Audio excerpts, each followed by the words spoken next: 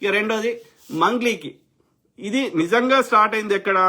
నల్గొండ, దేవరకొండ ఆ పరిసర ప్రాంతాల్లో. ఓకే, ఆ పలుగుతండ, పాల్తీయ తండ, ఇంకోదేదో ఉంది. ఓకే, సో కానీ ఇందులో ప్రధాన నిందితులు ఫస్ట్ బాలాజీ నాయక్ అతని యొక్క కుటుంబ సభ్యులు, రెండోది మధు నాయక్ అతని కుటుంబ సభ్యులు, మధు రమావత్ నాయక్. ఓకే, మధు రమావత్ నాయక్ తో పాటు అతని యొక్క చెల్లెలు శైలజ నాయక్ చౌహాన్, ఎందుకంటే భరత్ చౌహాన్ వాళ్ళ బావ.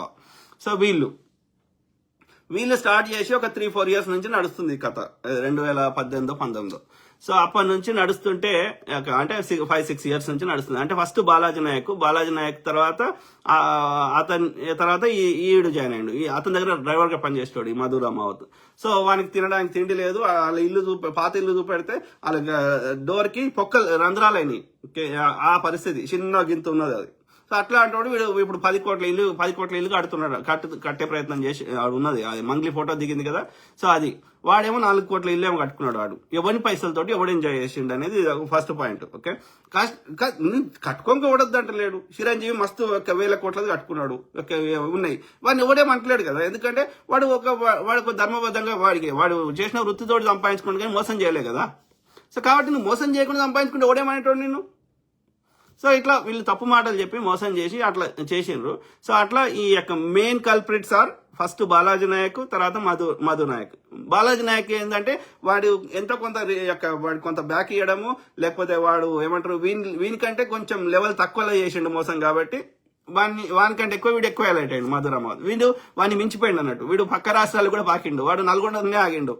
సో వీడైతే ఇక వాడు కర్ణాటక, కర్నూలు ఆ పరిసర, ఎందుకంటే ఈ హేమకాంత్ రెడ్డి దగ్గర పనిచేస్తాడు ఏదో ఎరువుల కంపెనీలో, విన్ఫ్రానో ఏదో సమ్ కంపెనీలో వాడు మధు రమావత్. సో అట్లా అతను ఇన్ఫ్లుయెన్స్ చేసి హేమకాంత్ రెడ్డిని, సో ఆ విధంగా అతనిది హేమకాంత్ రెడ్డిది కర్నూలు.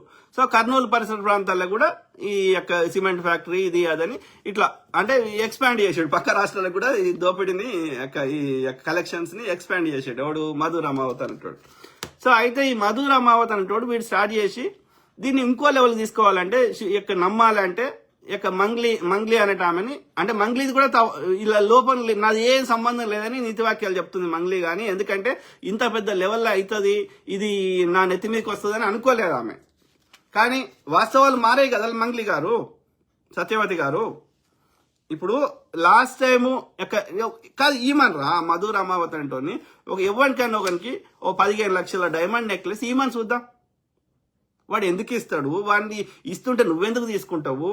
ఆడ 40 లక్షలు పెట్టి నీ బర్త్డే పార్టీ వాడెందుకు చేస్తాడు? చెప్పమ్మా మంగ్లీ, నాకు సంబంధం లేదంటే సరిపోదు కదా. నువ్వు ఒక్క ప్రశ్నకి సమాధానం చెప్తలేవు. ఇప్పుడు నిన్న పలుగుతండాలో ఊరున్న వాళ్ళందరూ మంగ్లీ ఎందుకు వస్తుందమ్మా, రాత్రి 12 గంటలకు వచ్చి 2 గంటలకు ఎందుకు పోతుంది మా ఊరికి, మంగ్లీకి సంబంధం లేనామే అని అడుగుతున్నారు. చెప్పు సమాధానం. ఎంతమంది ఇంటికి రాత్రి 12కి పోయినావు నువ్వు? ఇక పోతే నీ వ్యాపారం కోసం పోతే పోయినావేమో కానీ ఒక ఊరికి, పల్లెటూరికి నువ్వు ఎన్నిసార్లు పోయినావు? రాత్రి 12కి వాళ్ళ ఇంటికి పోయి భోజనం చేసి వాళ్ళు మటన్ తెచ్చి ఫిష్ తెచ్చి అన్ని నీకు మంచి విందు ఏర్పాట్లు ఎందుకు చేస్తావు? మధు రమావత్ ఇంటికి ఎందుకు పోయినావు నువ్వు రాత్రి 12కి? నువ్వు ఒక్కదానికి పోయినావా? నువ్వు నీ చెల్లెలు అందరిని తీసుకొని ఎందుకు పోయినావు? మధు రమావత్ నీ చెల్లెని ఇంద్రావతి చౌహాన్ని పెళ్లి చేసుకుంటా అని అందరికి చెప్తుంటే నీకు చెవులకు ఇన్రాలేదా? ఇలా నాకు సంబంధం లేదంటున్నావు కదా, ఎన్నిసార్లు మాట్లాడినావు? రమేష్ రమావత్ అనే అబ్బాయి క్లియర్ గా చెప్తున్నాడు, నేను ఈ యొక్క మధు రమావత్ దగ్గర పనిచేస్తున్నా. నేనే శివ చౌహాన్ అంటే మంగ్లీ వాళ్ళ తమ్మునికి ఒకసారి 70 లక్షలు, ఇంకొకసారి 70 లక్షలు, అది కూడా ఒక స్పోర్ట్స్ ఇట్లా ఉంటది కదా ఆ బ్యాగ్లలో 2 సార్లు, తర్వాత 30 లక్షలు ఆయన సొంత పైసలు ఆ పిల్లగాని. ఒకసారి వాళ్ళ నాయన 10 లక్షలు ఇచ్చిండు మధు రమావత్కి, ఇంకోసారి 30 లక్షలు ఈ అబ్బాయి తీసుకుపోయి ఇచ్చిండు. ఎక్కడ ఇచ్చినా, ఏ అపార్ట్మెంట్లు ఇచ్చినా అన్ని చెప్తున్నాడు ఆయన. రమేష్ రమావత్ అన్నట్టు ఆయన ఎవరి దగ్గర? మధు రమావత్ దగ్గర పనిచేస్తాడు. ఇది మల్లేపల్లి ఆఫీస్ లో, ఇది గ్లోబల్ ఉంది కదా గోకుల్ నందన్ ఇన్ఫ్రా GNI అని. సో ఇంత క్లియర్ చెప్తున్నాడు. ఎవడెవడో పైసలు తీసుకుపోయేటాడు, భరత్ చౌహాన్ వచ్చి తీసుకుపోయేటాడు. ఇన్ని చెప్తుంటే నాకు సంబంధం లేదంటే ఇప్పుడు ఆ పిల్లగాడు చెప్తున్న వాటిలలో చెప్పు వాటికి సమాధానం. చెప్పదు. ఎందుకంటే అలా చెప్తుంది అనుకో మొత్తం వాస్తవాలు వస్తాయి కదా. 25 లక్షలు నీకు ఎందుకు ట్రాన్సాక్షన్ అయినాయి? నువ్వు నెల రోజులకే నీ ఇల్లు కొనుక్కున్నా మళ్ళీ వాపస్ ఇచ్చినా అంటున్నావు. మరి వాళ్ళ బాధితులు ఏమంటున్నారు? మేము 3 నెలలు మంగ్లీ ఉన్న ఇంటికి పోయినామని చెప్తున్నారు. డెఫినెట్లీ ఇవన్నిటిని బట్టి, ఈ చర్యలను బట్టి మాకేమర్థమవుతుంది ఒక సామాన్యుడిగా, ఓకే, ఒక ఇండిపెండెంట్ గా ఈ ఇష్యూలో ఇన్వాల్వ్ కాకుండా ఒక ఇండిపెండెంట్ గా వాస్తవాలను అనలైజ్ చేస్తే, ఓకే, ఇక్కడ ఏమర్థమవుతుందంటే డెఫినెట్లీ అట్లీస్ట్ లాస్ట్ 1 year నుంచి మంగ్లీకి సంబంధం ఉంది ఈ విషయంలో. వాడు కలెక్ట్ చేసిండు కానీ ఆ కలెక్ట్ చేసిన డబ్బులను ఎక్కడికి పంపాలి, ఏం చేయాలనే దాంట్లో నీ పాత్ర ఉంది అని మాకు క్లియర్ గా అర్థమవుతున్నది. ఎందుకంటే నీకున్న రాజకీయ కాంట్రాక్ట్లు కావచ్చు, నీకున్న ఇండస్ట్రియల్ కాంట్రాక్ట్లు కావచ్చు, నీకున్న కేంద్ర మంత్రులు కావచ్చు, ఈ డబ్బులని ఎక్కడికి పంపాలి, ఎవరికి పంపాలి అనే దాంట్లో నీవు కీలక పాత్ర పోషించావు.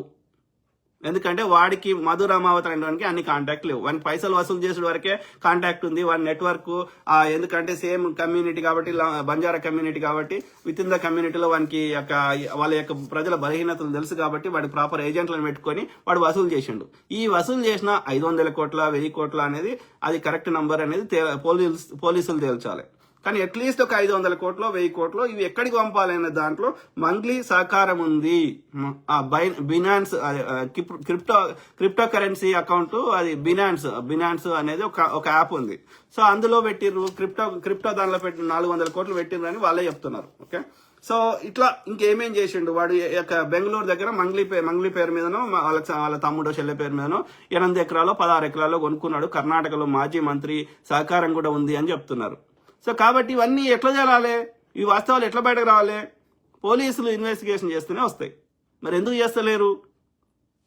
సో డెఫినెట్లీ వాడు స్టార్టింగ్ లో నువ్వు లేవు. స్టార్టింగ్ లో బాలాజీ నాయక్ అంటే వాడు చేసిండు, తర్వాత ఈ మధు రామావత్ చేసిండు. కానీ వాళ్ళు 3-4 years నుంచి చేస్తే లాస్ట్ 1 year నుంచి మాత్రం ఈ డబ్బులని ఎక్కడెక్కడ పంపాలి, ఎక్కడెక్కడ ఏం చేయాలనేది డెఫినెట్లీ మంగ్లీ పాత్ర ఉంది అనేది మనకు అర్థమవుతున్నది. ఓకే.